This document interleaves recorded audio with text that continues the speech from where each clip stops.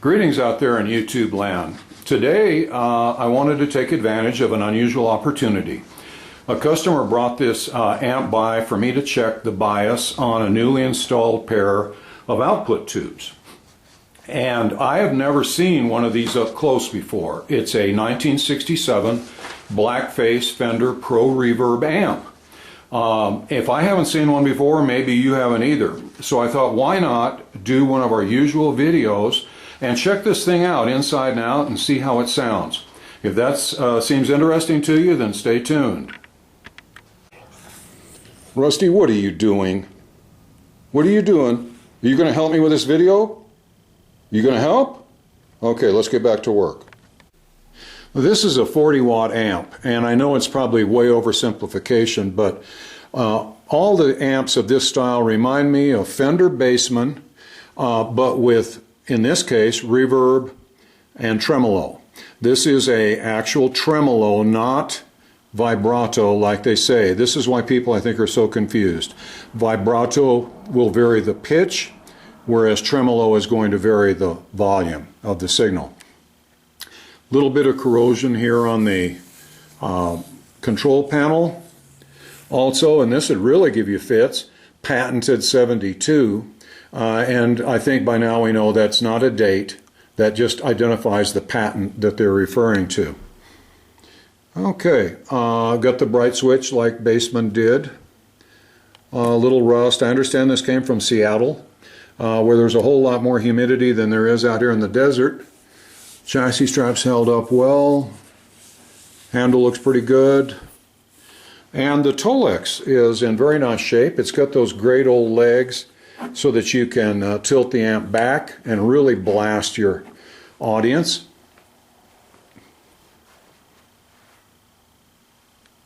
Looks like a little separation of the Tolex right there. Little moisture probably got to it here. And coming from Seattle, I'm not surprised. Let's take a look at the back. You know, while we're at it, let's take a look at the knobs. I recently posted a video, as my subscribers will attest, in which we discussed the different types of Fender knobs. Looking at this, now that you all are experts, you see it's the narrow line, set screw at 1, non-snowman 8. You know, none of this is going to make sense unless you saw that video, I guess. Oh, no metal insert, and got the injection molding marks. So this is the type of knob that I would have associated with a Silverface amp. But since this is a Blackface, but remember it's a 67, and it could be a transitional model, because in 68, I believe they were going to start using these knobs on the Silverfaces, so I guess it makes sense. Okay, we'll put it back on and continue. Okay, here's the rear view, and before you purists start sending me threatening letters, I'm going to tell you that I asked him about why he changed the speakers, and it made real good sense. He's saving and protecting the old original Jensens and has them home on a shelf nice and safe. Put these in, and he can blast the neighbors with impunity without worrying about destroying an irreplaceable speaker or two. So that made good sense. Okay, so let's take a look at what we have here. All very typical. The accessory plug, a lot of rust on the metal. Ground, so that although since it has the 3-wire cord, that's really not all that essential. We got the fuse holder. Now I really do think this has been changed because it's flat on the end. The originals were sort of tapered, sort of like a truncated cone. There's a good word to send you to the dictionary. On-off, standby, typical, the nice little Bakelite F plug that I need for my Princeton Reverb. Maybe he won't miss this one. Actually, I've already ordered the right one.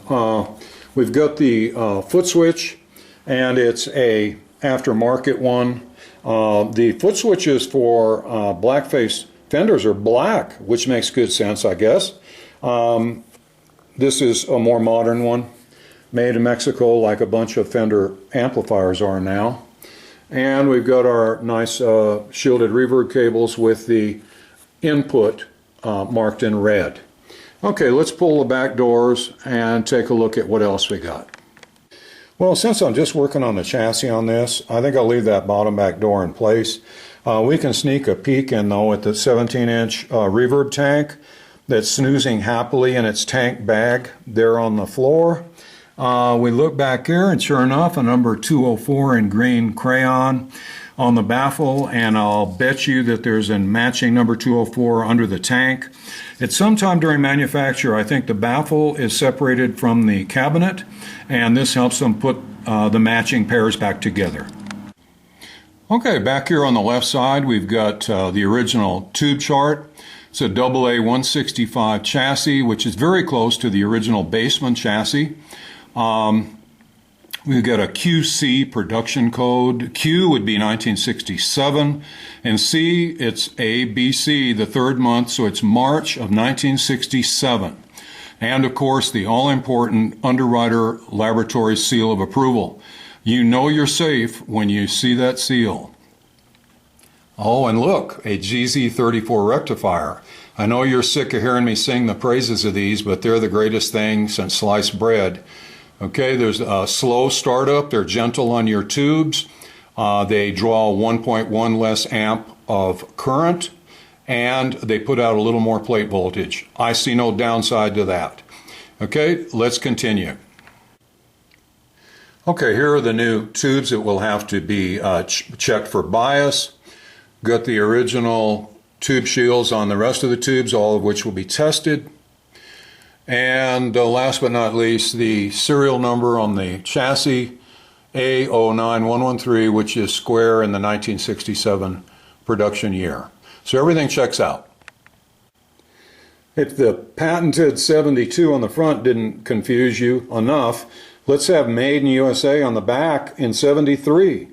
Okay, can't they make up their mind? And of course, neither number has any reference to the date of manufacture. So I guess these numbers mean something to someone, but they don't to me.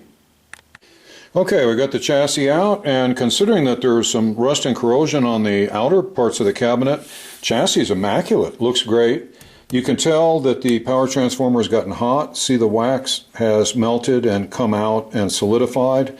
I checked the numbers, it's the right power transformer, right output transformer, right filter choke, and right reverb driver. All the transformers are correct. Let's take a look under the little doghouse, and somebody's done the cap job. These are 500 volt, which is good on these, you need it. Okay, so it's been recapped, looks decent.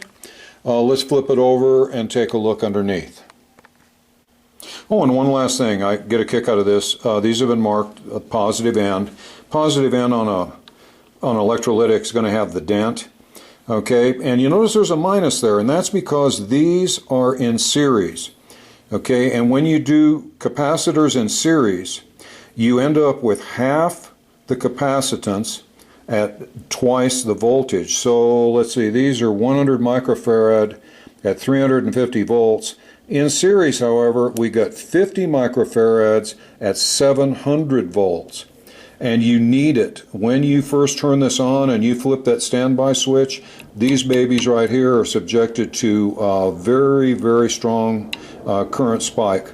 So you need the 700 volts to withstand it. Alrighty, let's take a look underneath. Well, here's the inside of the chassis, and it looks really nice. Little evidence of heat here from the power transformer.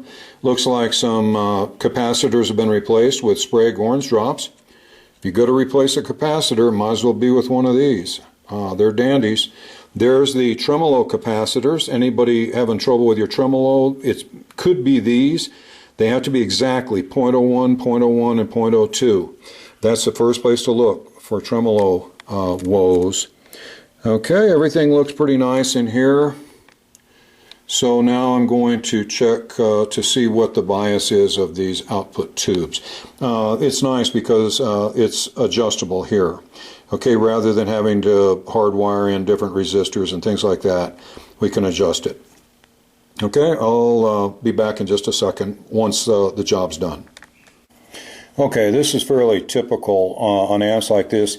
See these suppressor grid resistors right here. They're supposed to be 470 ohms, and they're just roasted. This one's just burnt to a crisp over here. And when they do overheat like that, the values go way up. I think instead of 470, this one's like 560. Okay, so that's not helping things at all. So I'm going to replace both of those. Well, here's Max. We're being visited by Rusty's younger brother, who has taught him so many bad habits. Okay, but he's a fine workshop dog, and always a pleasure to have around. Good boy. Oh yeah, he knows where to go to get himself patted. Good boy. Okay, I've got two really high-grade resistors in place here, replacing those old burned-out carbon resistors.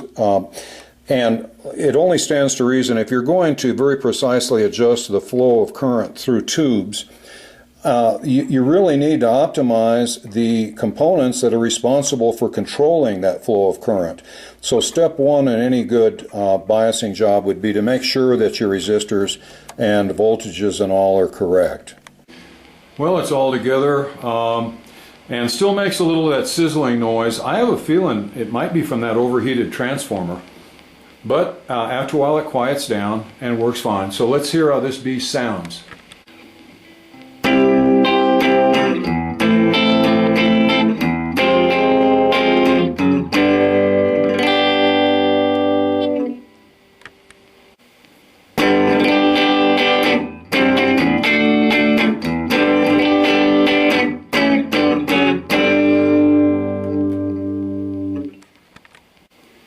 Okay, now let's try the reverb.